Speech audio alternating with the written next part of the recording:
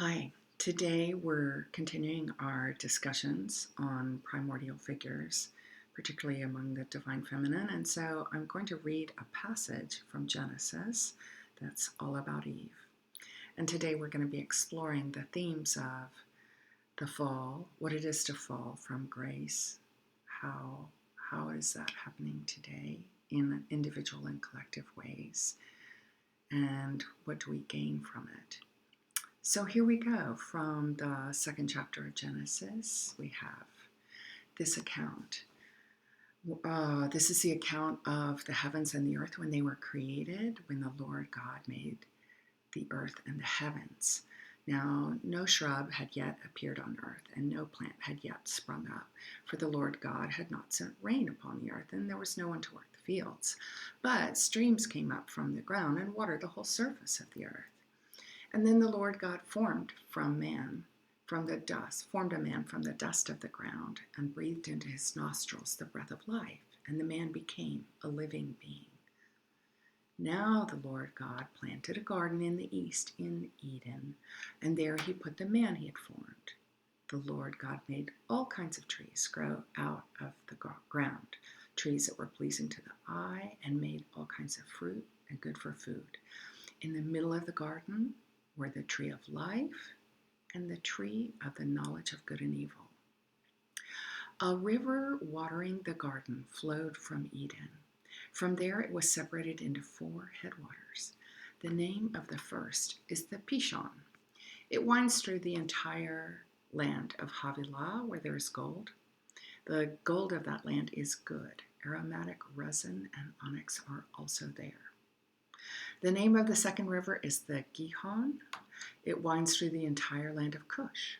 The name of the third river is the Tigris. It runs along the east side of Ashur. And the fourth river is the Euphrates. The Lord God took the man and put him in the Garden of Eden to work it and take care of it. And the Lord God commanded to the man, "You are free to eat from any tree in the garden, but you must not eat from the tree of the knowledge of good and evil. For when you eat from it, you will surely die." The Lord God said, "It is not good for man to be alone. I will make a helper suitable for him." Now the Lord God had formed out of the ground all the wild animals and all the birds in the sky. He brought them to the man to see what he would name them, and whatever the man called each living creature, that was its name. So the man gave names to all the livestock, the birds in the sky, and the wild beasts. But for Adam no suitable helper was found. So the Lord God caused the man to fall into a deep sleep. And while he was sleeping, he took one of the man's ribs, and then he closed up that place with flesh. And then the Lord God made a woman from the rib he had taken out of the man, and he brought her to the man. The man said, "This is now bone of my bones and flesh of my flesh. She shall be called woman, for she was taken out of man." That is why a man leaves his father and mother and is united to his wife, and they become one flesh. Adam and his wife were both naked, and they felt no shame. Now we come to the fall. Now the serpent was more crafty than any of the wild animals the Lord God had made. He said to the woman, "Did God really say you must not eat from any tree in the garden?"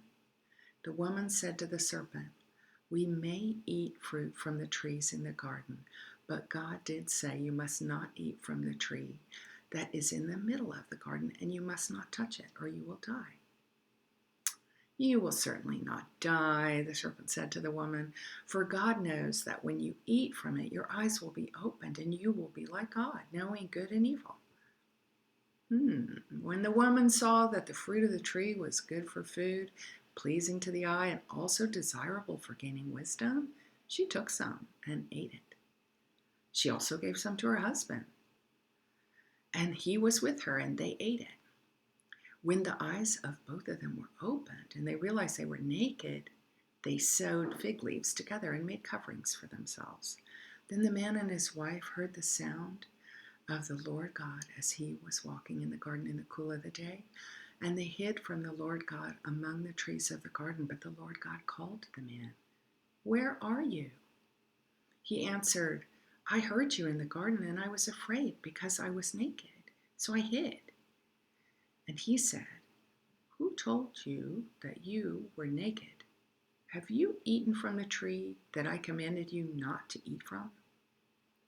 The man said, the woman you put me here with, she gave me some fruit and I ate it.